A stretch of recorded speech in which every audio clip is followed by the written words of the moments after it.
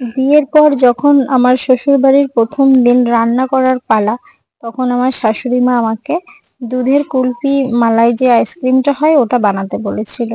এবার আমি তো অতটা বুঝতাম না যে কিভাবে বানাতে হয়, আমি সত্যিই জানতাম না। তার কারণ আমি হচ্ছে বাড়িতে কখনো রান্না করিনি। এবার মা যদি কোথাও যেত তাহলে কাকিমাকে বলে যেত যে রান্না করে দিতে, করে দিতে। এবার হ্যাঁ, আমি একদমই যে কিছু পারতাম না সেটা নয়। আলু চচ্চড়ি, যে আলু সিদ্ধ, ডিম ভাজা, এগুলো করে নিতে পারতাম। কিন্তু এগুলো আমি কখনো আমার দরকার পড়েনি, আমি রান্নাও করিনি। তো যখন আমি বললাম যে আমি এটা তো পারি না মা, তো আপনি আমাকে বলে দিন, আমি শুনে শুনে আমি করে দিচ্ছি। কিন্তু সেই কথাটা শোনার পরে আমার শাশুড়ি মা কেমন একটু ক্ষিপ্ত মতো হয়ে উঠলো, যে তাহলে এতদিন, মানে এটাও আমাকে বললো যে এতদিন তাহলে তুমি কি করেছো, যে একটা আইসক্রিম বানাতেও জানো না। তো শুনে কথাটা শুনে খুব কষ্ট পেয়েছিলাম। তারপর আমি বাড়িতে ফোন করি। ফোন করে মাকে বললাম যে আমাকে বলো কিভাবে আইসক্রিমটা বানাতে হয়, আমি শুনে শুনে করব। দিয়ে আমাকে মা ঠিকঠাক করে বলে দিল, দিয়ে আমি সেই রকম ভাবে আইসক্রিমটা বানিয়েছিলাম।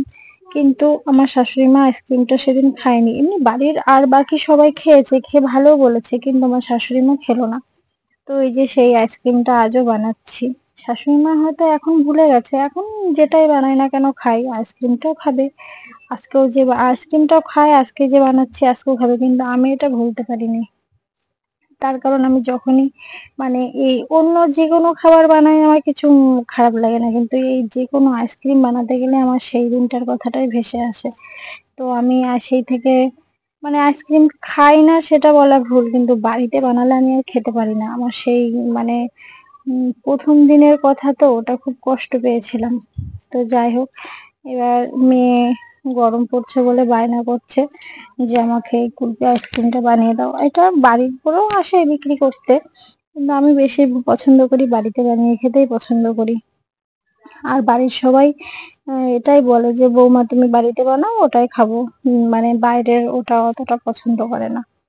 তো সব মেয়েদেরই জীবনে শ্বশুর বাড়িতে এসে কিছু না কিছু একটা ঘটনা থাকে।